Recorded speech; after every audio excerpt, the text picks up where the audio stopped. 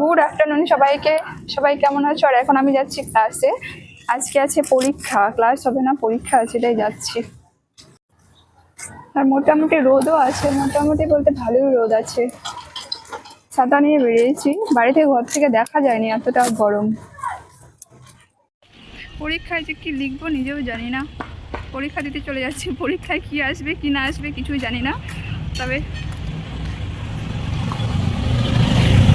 আরে first time আমি বাইরে এসে মানে রাস্তায় এসে ব্লগটা করছি।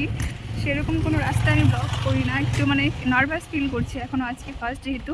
তো আমি এখানে স্পিকার দিয়ে কথাটা বলছি, যার জন্য সাউন্ডটা ঠিকঠাক আসবে।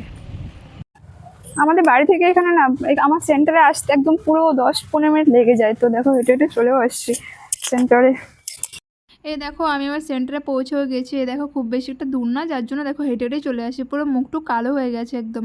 তারপর এদিকে আমার বান্ধবী চলে আসে। দেখো আমার বান্ধবী, আমি দূর থেকে ক্যামেরাটা করে নিচ্ছিলাম, কেননা ও আমাকে বলেছে যে ওর ভিডিও এইভাবে না ছাড়তে, তাই আমি ছাড়ি না, কারো পারমিশন ছাড়া আমি কারো ভিডিওই পোস্ট করি না। আরে সত্যি কথা বলতে আমি কারো পারমিশন ছাড়া কারো ভিডিও ছাড়ি না। আমি যখনই একটা ভিডিও পোস্ট করি কাউকে নিয়ে, তখন কিন্তু আমি তাকে জিজ্ঞেস করিই নি যে তোর ভিডিও ছাড়বো কিনা। তো আমাকে সে বারণ করে দিয়েছে আগে যে না ছাড়বো না, তো ঠিক আছে। তারপর দেখো এটা হচ্ছে আমাদের ক্লাসরুম, এই রুমটাতেই আমাদের ক্লাস নেওয়া হয়। আর আমরা আজকে খুব তাড়াতাড়ি চলে আসছিলাম। এই দেখো আমরা দুজন আগেই, আর আমি একটু ফার্স্টেই যাই, সবার আগে আমি যাই, তারপর ও আসছে। তো দেখো ক্লাসের ভেতর আমরা দুজন বসে আছি, আড্ডা দিচ্ছিলাম ক্লাসের ভেতর বসে। আর আমার সেদিন ছিল পরীক্ষায়, দেখো পরীক্ষা দিতে গেছিলাম। আমি কিন্তু জানতামও না যে পরীক্ষা আছে, আমাকে ও সকালে ফোন করে বলেছে, আমার বান্ধবীটা সকালে ফোন করে বলেছিল যে পরীক্ষা আছে, তখনই আমি জানতে পেরেছি। তারপর আমি 2 ঘন্টার মধ্যে আমি মানে কিছুই জানতাম না কি আসবে না আসবে, তাও নার্ভাস ছিলাম। তারপরেও আমি এক্সামটা কিন্তু দিয়েছি। আর এক্সাম আমার এতটাও খারাপ হয়নি, ভালোই হয়েছে। আর প্র্যাকটিক্যালও ভালো হয়েছে, থিওরিও ভালোই হয়েছে। তো যাই হোক, যেহেতু আমি ক্লাস রেগুলার করি, তার জন্য আমার পরীক্ষা দিতে অসুবিধা হয়নি, তার জন্য পরীক্ষাটা ভালোই হয়েছে। পরীক্ষা পরীক্ষা পরীক্ষা শেষ।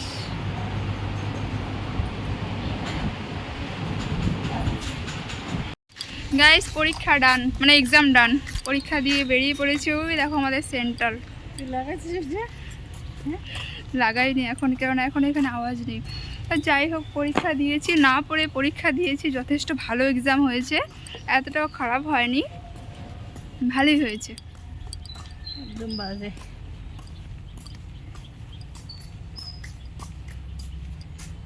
রোদ উঠছে। আমার দুই রকম নাই। তারপর দেখো ছুটির শেষে আমার বান্ধবী বলছিল ফুচকা খাবে, তার জন্য দেখো আমাকে ফুচকার দোকানে নিয়ে যাচ্ছে। আর আমার তো ফুচকা খাওয়া বারণ, তাই আমি ফুচকা খাই না, অনেক দিন হয়ে গেছে। তো দেখো ও যাচ্ছে ফুচকার দোকানে ফুচকা খাবে, আমাকেও বলেছিল খাবো নাকি, আমি আর খাইনি। আমি বললাম না খাবো না, তুই খা। আর ও দেখো ফুচকা খেতে গিয়ে ওর ফোনটাকে তো আমার হাতেই ধরিয়ে দিয়েছিল, যার জন্য আমারও লেট হয়ে যাচ্ছিলো। দেখো আমি দাঁড়িয়ে আছি। আর যারা আলিপুর থেকে এই ভিডিওটা দেখছো তারা আশা করি বুঝতে পারবে এটা কোন জায়গায় আর কোন কলেজ, এটা অবশ্যই বুঝতে পারবে। আমি দেখো ভিউটা দেখিয়ে দিচ্ছি, যারা আলিপুর দুয়ারে তারা অবশ্যই বুঝতে পারবে এটা কোথায়। তারপর দেখো সন্ধ্যার সময় আমি যাচ্ছিলাম একটা পার্লারে, কারণ পার্লারে যাচ্ছি আইব্রো করাতে, অনেকদিন করানো হয়নি, তাই পার্লারে যাচ্ছি গাইস। বলতে বলতে পার্লারে নিয়ে যাচ্ছে, বৃষ্টি হচ্ছে, গাড়িটা পুরো ভিজে গেছে। আজকে যাব আমার টেম্পার গ্লাসটা চেঞ্জ করতে, কারণ টেম্পার গ্লাসটা খারাপ হয়ে গেছে, আর টেম্পারটা চেঞ্জ করাতে যাব।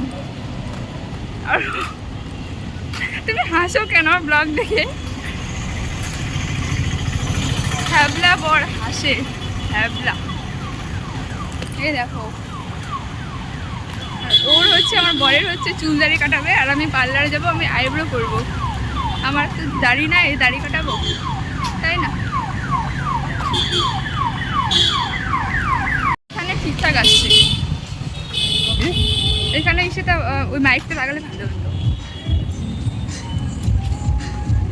হাঁটি আর কি।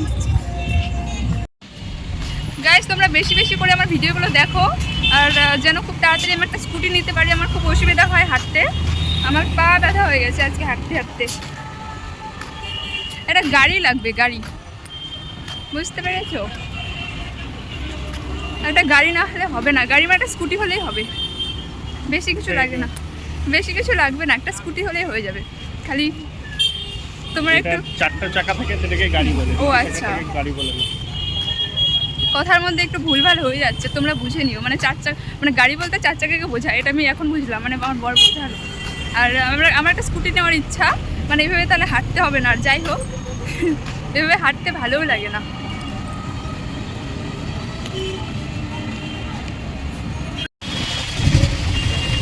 টোটোতে উঠেছি, টোটো করে যেতে হবে, কেননা খুব ব্যথা করছিল গা, তো ভাবলাম এখান থেকে টোটো করেই যাবো।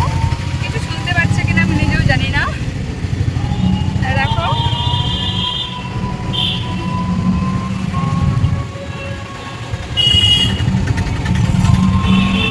তারপর দেখো বলতে বলতে পার্লারে চলে আসে। আর এই পার্লারটা হচ্ছে আলিপুর নিউ টাউনের দিকে পার্লারটা, ঠিক নামটা আমার ঠিক মনে নেই পার্লারটার, তবে এটা নিউ টাউনে পড়ে।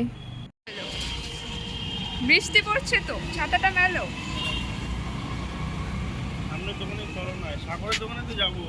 ওই সাগরের দোকানে চলে আসছি তো। এখন যাচ্ছি বাড়ির দিকে, আইব্রো করে নিয়েছি। আর আজকে আমার সাথে একটা কাণ্ড হয়েছে, বলবো বাড়ি গিয়ে বলবো কাণ্ডটা কি হয়েছে পার্লারে গিয়ে। তারপর দেখো আমার বড় কিন্তু এখানে সেলুনে গিয়ে চুল দাড়ি কাটিয়ে নিচ্ছিল, আর আমি এখানে বসেছিলাম, কেননা খুব বৃষ্টি হচ্ছিল সাইডে। আর তার সামনেই, স্যালুনের সামনেই দেখো অপোজিট সাইডে একটা হনুমান মন্দিরের, এই হনুমান মন্দিরে না প্রত্যেক মঙ্গলবারে খুব বড় করে পুজো হয়। তো দেখো মন্দিরের সামনাসামনি একদম সেলুনটা ছিল, এখানে বসেছিলাম, খুব সুন্দর একটা পরিবেশ। কাঠিটা আমাকে গছায়া দিল, পাগল থেকে পুরো হিরো হয়ে গেছে। দেখাও, পাগল থেকে পুরো হিরো হয়ে গেছে। দেখাও,